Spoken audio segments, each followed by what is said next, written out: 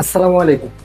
অনেকেই বলেছেন দণ্ডপ্রাপ্ত আসামি হিসেবে শেখ হাসিনাকে বাংলাদেশের হাতে তুলে দেওয়ার ব্যাপারে গ্রিন সিগন্যাল দিয়েছে ভারত এবং ভবিষ্যতে বাংলাদেশ ভারত বন্ধুত্বপূর্ণ সম্পর্ক আরো দৃঢ় এবং এগিয়ে নেওয়ার প্রত্যয় ব্যক্ত করেছে। কিন্তু আসল সত্যটা কি? প্রশ্ন হচ্ছে, ফাঁসির সাজাপ্রাপ্ত হাসিনাকে কি বাংলাদেশের হাতে তুলে দিতেই হবে ভারতকে? কি বলছে আইন? কি কি রয়েছে দুদেশের চুক্তিতে? এই ভিডিও আপনি পুরোটা মনোযোগ দিয়ে শুনলেই আপনি জানতে পারবেন আসল সত্যি, আর আপনাকে কোনো গুজবেই কান দিতে হবে না। দেখেন, চলতি বছরের অক্টোবর মাসে হাসিনার প্রত্যর্পণের বিষয়ে ফের নিজেদের অবস্থান স্পষ্ট করেছিল ভারত। ভারতের বিদেশ সচিব বিক্রম মিশ্রি জানান, এটির সঙ্গে আইনি বিষয় জড়িয়ে আছে, উভয় দেশের মধ্যে তা নিয়ে আলোচনা হতে পারে। মানবতা বিরোধী অপরাধে শেখ হাসিনাকে ফাঁসির সাজা শুনিয়েছে বাংলাদেশের আন্তর্জাতিক অপরাধ ট্রাইব্যুনাল। হিংসায় উস্কানি দেওয়া, হত্যার নির্দেশ এবং দমন নিপীড়ন আটকানোর ক্ষেত্রে পুলিশকে নিষ্ক্রিয় করে রাখা, এই 3 অভিযোগে বাংলাদেশের প্রাক্তন প্রধানমন্ত্রী শেখ হাসিনাকে দোষী সাব্যস্ত করেছে আন্তর্জাতিক ট্রাইব্যুনাল। বর্তমানে ভারতে রয়েছেন আওয়ামী লীগের নেত্রী শেখ হাসিনা। ইতিমধ্যেই বাংলাদেশের অন্তর্বর্তী সরকারের আইন উপদেষ্টা আসিফ নজরুল জানিয়েছেন, শেখ হাসিনাকে ফেরাতে চেয়ে ভারতের কাছে আবারও চিঠি দেবেন তারা। তবে বিচারের সম্মুখীন হতে ভারত আদৌ তাকে বাংলাদেশের হাতে তুলে দিবে কিনা তা নিয়ে প্রশ্ন রয়েছে জনমনে। তা সত্যি। আমরা জানি ভারত এবং বাংলাদেশের মধ্যে একটি বন্দি প্রত্যর্পণ চুক্তি রয়েছে। এই চুক্তি অনুযায়ী আদালতের রায়ে প্রত্যর্পণ করানোর মতো অপরাধ করে থাকলে সংশ্লিষ্ট ব্যক্তিকে এক দেশ অপর দেশের হাতে তুলে দিবে। মনে আছে 2024 সালের ডিসেম্বরেই হাসিনাকে ফেরত চেয়ে নয়াদিল্লিকে কূটনৈতিক চিঠি পাঠিয়েছিলেন মোহাম্মদ ইউনূসের নেতৃত্বাধীন বাংলাদেশ অন্তর্বর্তীকালীন সরকার। এই চিঠির প্রাপ্তি স্বীকারও করেছিল ভারত। বিদেশ মন্ত্রীকে মুখপাত্র রণধীর জয়সওয়াল জানিয়েছিলেন, হাসিনার প্রত্যর্পণের বিষয়ে বাংলাদেশ একটি চিঠি তারা পেয়েছে, কিন্তু এই বিষয়ে কোনো মন্তব্য এখনই করা যাবে না বলে জানিয়েছিলেন তিনি। বিদেশ মন্ত্রক সূত্রে জানা গিয়েছিল, আগে এই চিঠির বৈধতা যাচাই করতে চায় নয়াদিল্লি। কোনো দেশের অন্তর্বর্তী সরকার যা দেশের জনগণের ভোটে নির্বাচিত নয়, অন্য রাষ্ট্রের নির্বাচিত সরকারের কাছে কোনো রাজনৈতিক নেতার প্রত্যর্পণ চাইলে আইনি দিকগুলো খতিয়ে দেখা প্রয়োজন। চলতি বছরের অক্টোবর মাসে হাসিনার প্রত্যর্পণের বিষয়ে ফের নিজেদের অবস্থান স্পষ্ট করে দেয় ভারত। ভারতের বিদেশ সচিব বিক্রম মিশ্রি জানান, এটির সঙ্গে আইনি বিষয় জড়িয়ে আছে, উভয় দেশের মধ্যে তা নিয়ে আলোচনা হতে পারে। তিনি আরও বলেন, আমি শুধু এতটুকুই বলতে পারি যে এটি একটি বিচার বিভাগীয় এবং আইনি প্রক্রিয়া। এর জন্য দুদেশের সরকারের মধ্যে আলোচনা এবং পরামর্শের প্রয়োজন রয়েছে। আমরা বিষয়টি খতিয়ে দেখছি এবং এই বিষয়গুলি নিয়ে আমরা বাংলাদেশের কৃতপক্ষের সঙ্গে একসঙ্গে কাজ করার জন্য প্রস্তুত আছি। প্রশ্ন হচ্ছে, ভারত কি শেখ হাসিনাকে প্রত্যর্পণ করতে বাধ্য? বন্দি প্রত্যর্পণ চুক্তির মধ্যে থাকা বেশ কয়েকটি শর্তের জন্যই ভারত হাসিনাকে ফেরাতে বাধ্য নয় বলে জানাচ্ছেন ভারতের বিভিন্ন বিশেষজ্ঞরা। এই প্রসঙ্গে ভারতের যাদবপুর বিশ্ববিদ্যালয়ের আন্তর্জাতিক সম্পর্ক বিভাগের অধ্যাপক আনন্দ জ্যোতি মজুমদার বলেন, ভারত হাসিনাকে ফেরাতে বাধ্য নয়, কারণ বাংলাদেশের সঙ্গে ভারতের প্রত্যর্পণ সংক্রান্ত চুক্তি থাকলেও সেখানে এমন কিছু শর্ত রয়েছে যার জন্য নয়াদিল্লি সেটি মানতে বাধ্য নয়। প্রত্যর্পণ চুক্তির এই শর্তের কথা বলে হাসিনাকে প্রত্যর্পণের ভারত বাধ্য নয় বলে জানান ভারতের আন্তর্জাতিক সম্পর্ক বিভাগের অধ্যাপক ইমন কল্যাণ লাহিড়িও। এই প্রসঙ্গে ভারতের রবীন্দ্র ভারতী বিশ্ববিদ্যালয়ের রাষ্ট্রবিজ্ঞানের অধ্যাপক সব্যসাচী বসু রায়চৌধুরীও বলেন, ভারত এবং বাংলাদেশের মধ্যে বন্দি প্রত্যর্পণ নিয়ে চুক্তি রয়েছে, কিন্তু সোমবারের রায়ের পর বাংলাদেশে হাসিনার প্রাণ সংশয়ের সম্ভাবনা রয়েছে। তাই ওই চুক্তিতে থাকার নিয়ম অনুসারেই ভারত হাসিনাকে প্রত্যর্পণ করতে বাধ্য নয়। এই প্রসঙ্গে আইনগত দিকটি ব্যাখ্যা করে কলকাতার হাইকোর্টের আইনজীবী অরিন্দ্রম দাস বলেন, হাসিনা এই রায়ের বিরুদ্ধে সুপ্রিম কোর্টের দ্বারস্থ হতে পারেন, কিন্তু দেশে না থাকার জন্য হাসিনাকে যদি তা বাধ্য করতে বাধা দেওয়া হয় তবে তা মৌলিক অধিকার লঙ্ঘনের শামিল।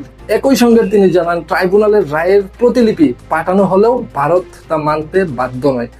তিনি বলেন, আন্তর্জাতিক মানবাধিকার আইন অনুযায়ী যদি কোনো দেশে কারোর জীবনের ঝুঁকি থাকে তবে সংশ্লিষ্ট ব্যক্তিকে আশ্রয় দেওয়া দেশটাকে ফেরত পাঠাতে বাধ্য নয়। দর্শক, এখন হয়তোবা হাসিনার ক্ষেত্রেও এই আইনের কথা তুলে ধরতে পারে ভারত।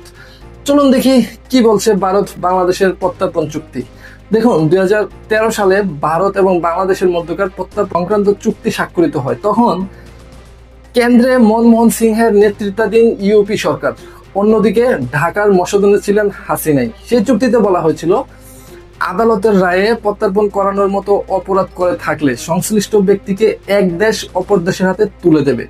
এই বিষয়ে সবিস্তার ব্যাখ্যা দিয়ে বলা হয়েছিল, ন্যূনতম 1 বছরের জেল হতে পারে, এমন অপরাধ করে থাকলে সেই ব্যক্তিকে প্রত্যর্পণ করা যাবে। এও বলা হয়েছিল যে সেই অপরাধকে চুক্তি স্বাক্ষর করা 2 দেশেই শাস্তিযোগ্য হতে হবে। অপরাধের প্ররোচনা দেওয়া বা সাহায্য করা ব্যক্তিকেও প্রত্যর্পণ করা যেতে পারে বলে জানানো হয়। 2016 সালে প্রত্যর্পণ প্রক্রিয়াকে আরো সহজ করতে চুক্তি সংশোধন করা হয়। সংশোধিত চুক্তিতে বলা হয়, কারো নামে গ্রেফতারি পরোয়ানা থাকলেই তাকে প্রত্যর্পণ করা যাবে। এই ক্ষেত্রে অপরাধের প্রমাণস্বরূপ কোনো তথ্য প্রমাণাদিও দাখিল করতে হবে না। হাসিনার বিরুদ্ধেও একাধিক মামলার গ্রেফতারি পরোয়ানা জারি রয়েছে। সংশোধিত চুক্তি অনুসারেই তাকে প্রত্যর্পণ করার আর্জি জানিয়েছে বাংলাদেশের সরকার, ডক্টর মোহাম্মদ ইউনূস। কিন্তু ভারত সরকার হাসিনাকে ফেরত দেয়নি। এখন আমাদের জানতে হবে কোন কোন ক্ষেত্রে প্রত্যর্পণ হবে না। চুক্তিতে স্পষ্টভাবে বলা হয়েছে, অপরাধটির যদি রাজনৈতিক চরিত্র থাকে তাহলে প্রত্যর্পণ করা হবে না। খুন, গুম করা এবং অত্যাচারের যেগুলোর মধ্যে বেশ কয়েকটি হাসিনা অভিযুক্ত রাজনৈতিক অপরাধের তালিকায় রাখা হবে না বলেও চুক্তিতে বলা হয়েছে। চুক্তির সবচেয়ে গুরুত্বপূর্ণ দিকটি হলো, যেখানে স্পষ্ট বলা হয়েছে যে বিচারের নৈপথ্য যদি সৎ কোনো উদ্দেশ্য না থাকে তাহলে ভারত বা বাংলাদেশ সংশ্লিষ্ট ব্যক্তিকে প্রত্যর্পণ করবে না। হাসিনাকে প্রত্যর্পণ না করার জন্য এই যুক্তিগুলোই খাড়া করতে পারে ভারত। হাসিনা নিজেও বরাবরই তার বিরুদ্ধে রাজনৈতিক প্রতিহিংসামূলক আচরণ করা হচ্ছে বলে অভিযোগ তুলতেছেন। বিচারের নামে প্রহসনের অভিযোগও তিনি তুলতেছেন। এই চুক্তি কোনো কাজে আসেনি বাংলাদেশের জন্য। শুধু আমরা দেখেছি মুজিবের হত্যাকারীর জন্যই এই চুক্তি কাজে দিয়েছিল। যেহেতু বাংলাদেশের কোনো কাজে আসেনি, তাহলে প্রশ্ন, কেন এই চুক্তি করা হয়েছিল? ভারত বাংলাদেশ সীমান্ত এলাকায় গা ঢাকা দেওয়ার অপরাধীদের নাগাল পেতেই প্রত্যর্পণ চুক্তি করেছিল ভারত এবং বাংলাদেশ। সেই সময় মানে 2013 সালে উত্তর পূর্ব ভারতের অশান্ত পরিস্থিতি সৃষ্টি করার পরিকল্পনা নিয়ে বেশ কয়েকজন উগ্রপন্থী বাংলাদেশে আশ্রয় নিয়েছিল বলে গোয়েন্দা সূত্র খবর পাওয়া গিয়েছিল। আবার বাংলাদেশের সীমান্তবর্তী ভারতের রাজ্যগুলিতে জামাত উল মুজাহিদিন বাংলাদেশের বা জেএমবির সদস্যরা ঘাঁটি গেড়েছে বলে খবর তখন মিলেছিল। উভয় দেশে আশ্রয় নেওয়া অপরাধীদের প্রত্যর্পণ করার জন্যই এই চুক্তি স্বাক্ষর করে ভারত এবং বাংলাদেশ। বস্তুত বাংলাদেশের ছাত্র জনতার আন্দোলনের জেরে 2024 সালের আগস্ট মাসে ক্ষমতাচ্যুত হন দেশের তৎকালীন প্রধানমন্ত্রী শেখ হাসিনা। পতন হয় তার নেতৃত্বাধীন আওয়ামী লীগের সরকার। 5ই আগস্টের বাংলাদেশ ছাড়েন হাসিনা এবং আশ্রয় নেন ভারতে। এরপর থেকে তিনি ভারতেই রয়েছেন। বাংলাদেশের আন্তর্জাতিক অপরাধ ট্রাইব্যুনাল শেখ হাসিনার বিরুদ্ধে মৃত্যুদণ্ডের রায় ঘোষণার প্রায় ঘণ্টা 3 পর ভারত এক সংক্ষিপ্ত প্রতিক্রিয়া জানিয়েছিলেন, এ রায় তাদের নজরে এসেছে। তবে পররাষ্ট্র মন্ত্রণালয়ের বিবৃতিতে আন্তর্জাতিক অপরাধ ট্রাইব্যুনালকে উদ্ধৃতি চিহ্নের মধ্যে লেখা হয়েছে, যা ইঙ্গিত দিচ্ছে ভারত এই নামকরণের সাথে একমত নাও হতে পারে। ভারতের শীর্ষস্থানীয় কর্মকর্তারা বিবিসিকে আভাস দিয়েছেন, এ রায়ের ফলে শেখ হাসিনাকে নিয়ে দিল্লির অবস্থান আদৌ বদলাচ্ছে না এবং তাকে বাংলাদেশের হাতে তুলে দেওয়ার কোনো প্রশ্নই উঠছে না। বস্তুত শেখ হাসিনা এই পর্বে জবে থেকে ভারতে পা রেখেছে, মানে সেই 5ই আগস্ট 2024 থেকে আজ পর্যন্ত এদেশে তাকে আশ্রয় বা আতিথ্যতা দেওয়া নিয়ে ভারতের অবস্থান অবিকল একই রকম আছে। আর সেই ঘোষিত অবস্থানটা হলো, একটা বিশেষ পরিস্থিতিতে বাংলাদেশের সাবেক প্রধানমন্ত্রীর সুরক্ষা ও নিরাপত্তার কথা ভেবে তাকে ভারতে সাময়িক আশ্রয় দেওয়া হয়েছে। সোমবার বাংলাদেশের আন্তর্জাতিক অপরাধ ট্রাইব্যুনাল শেখ হাসিনার বিরুদ্ধে সাজা ঘোষণার পরেও ভারত সে অবস্থান অপরিবর্তিতই রাখছে। এর অর্থ তাকে আশ্রয় দেওয়ার সিদ্ধান্ত বা ভারতের মাটিতে তাকে আপাতত রেখে দেওয়ার সিদ্ধান্ত পুনর্বিবেচনা করা হতে পারে, এমন সম্ভাবনা দেখাই যাচ্ছে না। এখন দেখার বিষয় শেষ পর্যন্ত কি হয়, কি করেন, চুক্তি অনুযায়ী তাকে ফেরত দেয় কিনা। ভারত চুক্তি লঙ্ঘন করবে নাকি হাসিনাকে ফেরত দিবে?